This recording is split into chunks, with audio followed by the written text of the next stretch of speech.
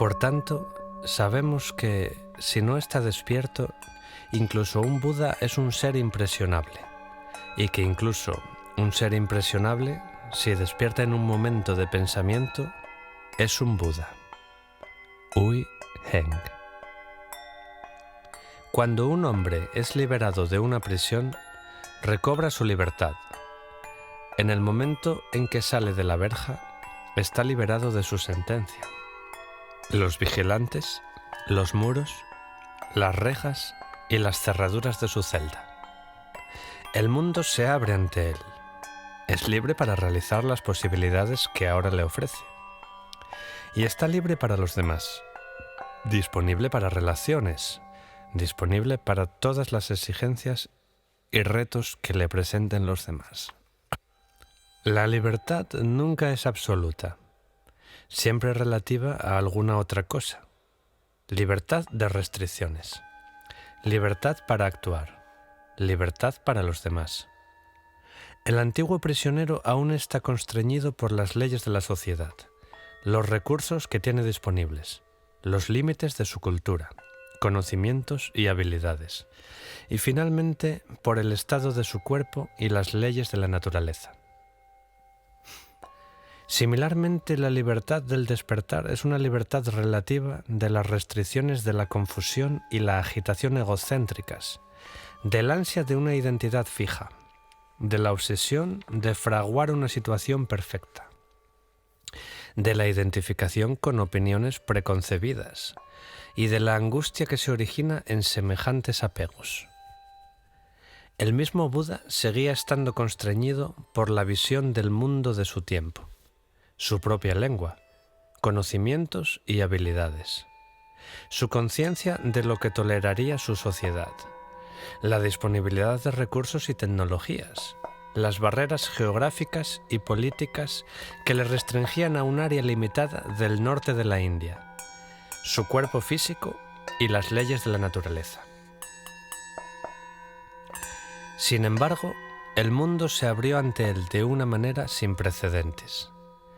Era libre para realizar creativamente sus posibilidades, sin los estorbos de las ansias que antes habían determinado sus decisiones.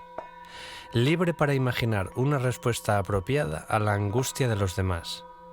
Libre para cultivar un camino auténtico que incluyera todos los aspectos de la vida humana. Libre para formar una continuidad de amistades. Y libre para crear una cultura del despertar que sobreviviera mucho después de su muerte. Y era libre para los demás. Entregó de manera altruista su bienestar personal por ellos. Estuvo asequible a las exigencias y retos que le presentaron los demás. La libertad del despertar se basa en la cesación del ansia. Semejante libertad es posible porque el carácter cambiante, contingente, ambiguo y creativo de la realidad es libre por su misma naturaleza. Somos nuestros propios carceleros. Nos mantenemos sin libertad aferrándonos por confusión y miedo a un yo que exista independientemente de toda condición. En vez de aceptar y comprender las cosas como son, queremos ser independientes de ellas en la ficción de una individualidad aislada. Irónicamente, este egocentrismo alienado se confunde entonces con la libertad individual. El objetivo de la práctica del Dharma es liberarnos de esta ilusión de libertad. Esto se consigue comprendiendo la angustia que acompaña a semejante independencia engañosa y desprendiéndonos de la confusión y el ansia que la mantienen en su sitio. El cultivo del camino comienza con una visión auténtica del carácter cambiante, contingente, ambiguo y creativo del mundo y de nosotros mismos. Aunque puede que inicialmente la experiencia de la libertad intrínseca de la realidad sea momentánea y esporádica, la práctica del Dharma conlleva un modo de vida que valora esta experiencia como normativa en vez de como excepcional. Si bien es posible que sigamos sintiéndonos abrumados por los patrones turbulentos del hábito, nuestro compromiso con esta visión de libertad permanece inquebrantable. Para socavar la visión fija, inmovilizada de las cosas que nos atrapa en ciclos de ansia y angustia, necesitamos cultivar la conciencia de la libertad presente en cada momento de experiencia. Mientras no eres consciente de la respiración, ésta prosigue a su manera, pero en cuanto empiezas a prestarle atención, tiendes a contraerla. Incluso si te dices a ti mismo, simplemente obsérvala tal como es. El acto mismo de la observación autoconsciente la vuelve contenida y controlada. Puede que tengas la sensación de que estoy respirando en vez de que sucede la respiración. Prueba esto. Al final de la próxima respiración, simplemente espera a que ocurra la siguiente respiración, como si fueras un gato esperando a que salga un ratón de su agujero.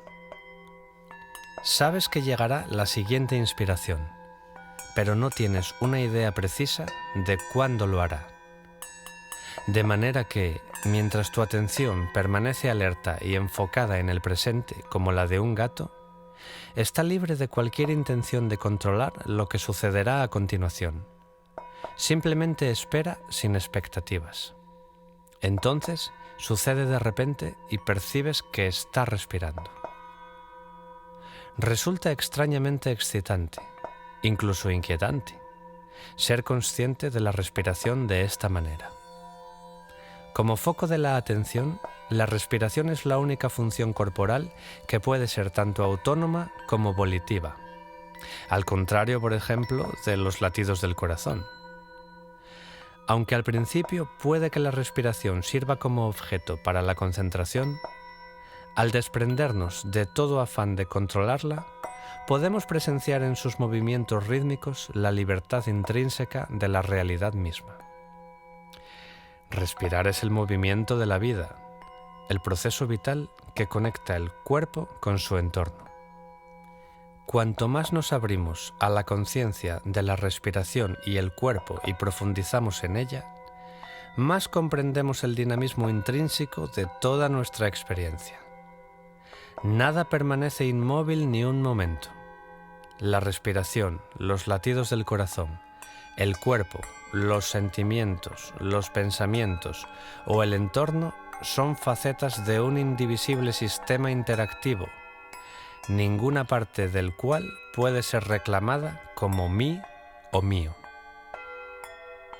¿Por qué entonces nos mantenemos obsesivamente ajenos y apartados de todo esto? ¿Qué nos constriñe y nos inhibe de participar plenamente en esta experiencia? Puede que sepamos perfectamente bien que semejante participación no nos aniquilará. Es absolutamente compatible con el sano desapego de la visión irónica de uno mismo. Sin embargo, seguimos identificándonos con este yo fantasmal, siempre inminente y eternamente aislado de los procesos mismos de la vida. Como resultado, parece que todo el sistema interactivo está atorado y nos sentimos entumecidos, bloqueados, frustrados, sin libertad.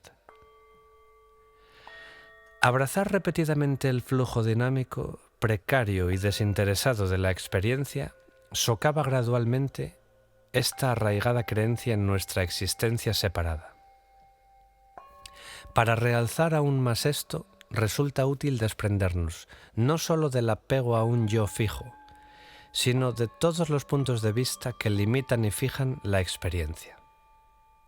Esto puede lograrse reconociendo que no importa cómo lo describamos, incluso como dinámico, precario y desinteresado. Lo que está sucediendo es absolutamente misterioso. Según la conciencia atenta se va volviendo más silenciosa y clara, la experiencia se vuelve no solo más vívida, sino a la vez más desconcertante. Cuanto más hondamente conocemos algo de esta manera, más hondamente no lo conocemos.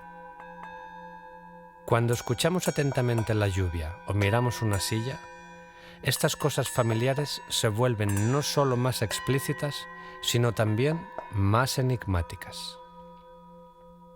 Cuando nos sentamos atentos a la respiración, por un lado es normal y obvio, pero por otro es un misterio que respiremos en absoluto.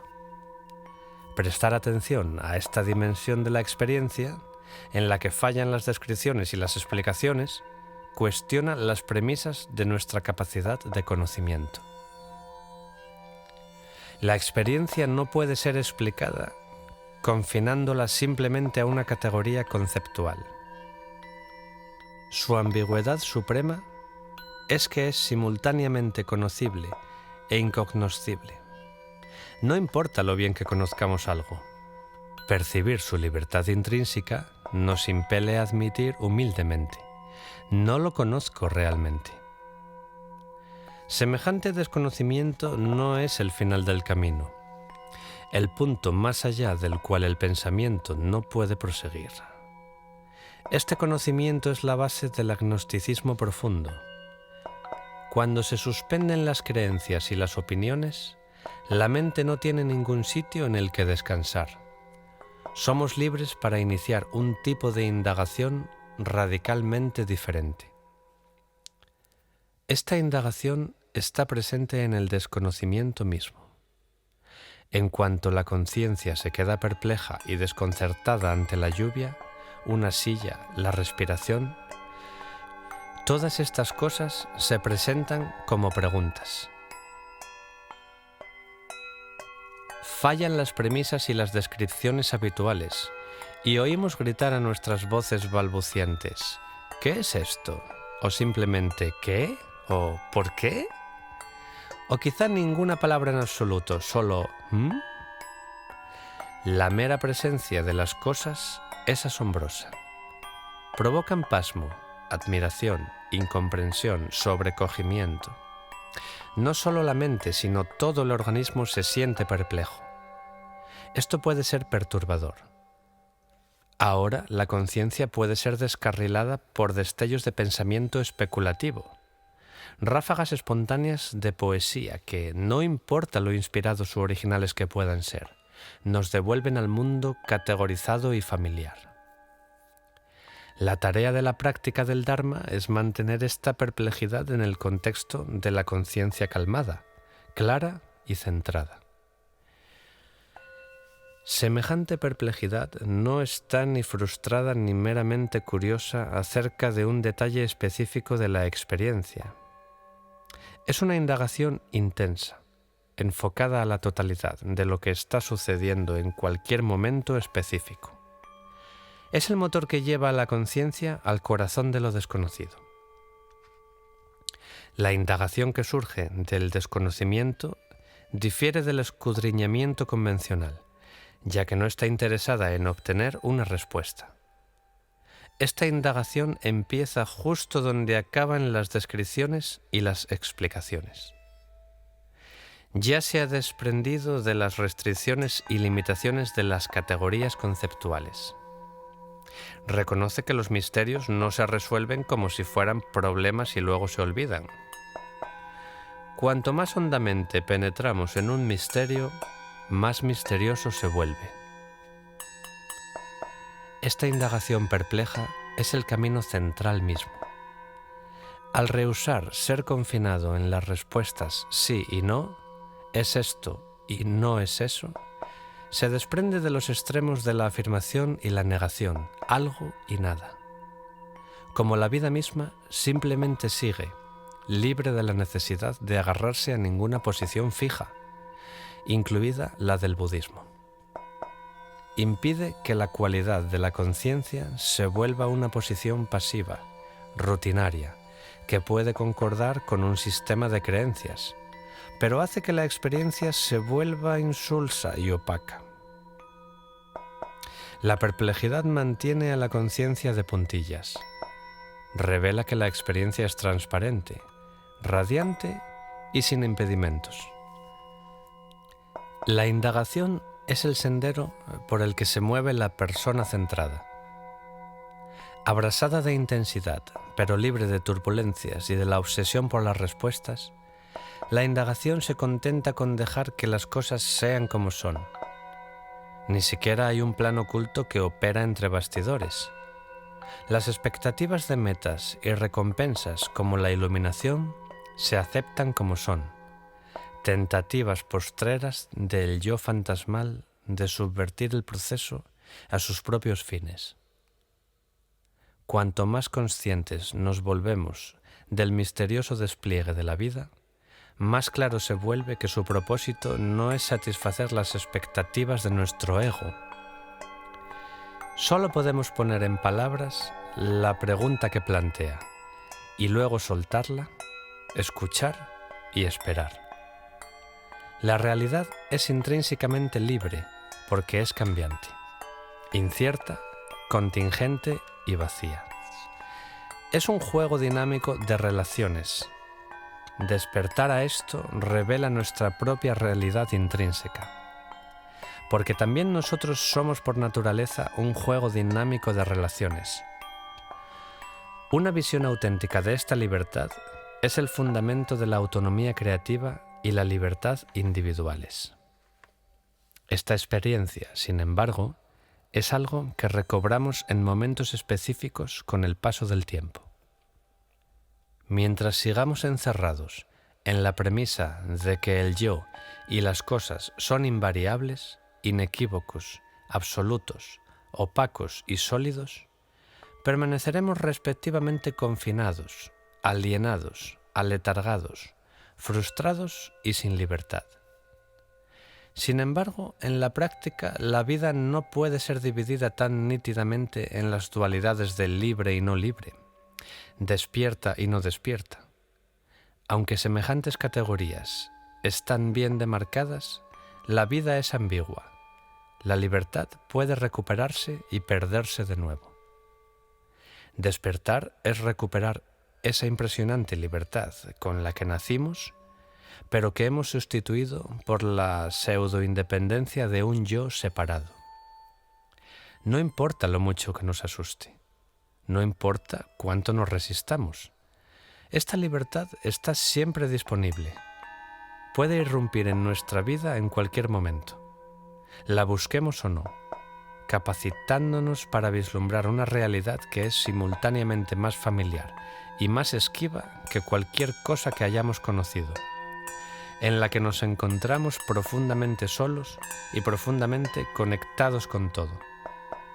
Pero la fuerza del hábito es tal que de pronto la perdemos de nuevo y estamos de vuelta en la normalidad no ambigua. Contrarrestando esta fuerza del hábito, la práctica del Dharma tiene dos objetivos: desprendernos del ansia egocéntrica para que nuestra vida se vuelva gradualmente más despierta y ser receptivos a la erupción repentina del despertar en nuestra vida en cualquier momento. El despertar es un proceso lineal de libertad que se cultiva con el paso del tiempo y una posibilidad de libertad siempre presente. El camino central es un sendero con un principio y un final, y la potencialidad sin forma en el centro mismo de la experiencia. Si te gusta lo que escuchas, considera suscribirte al canal y darle a me gusta para ayudarnos a seguir compartiendo contenido.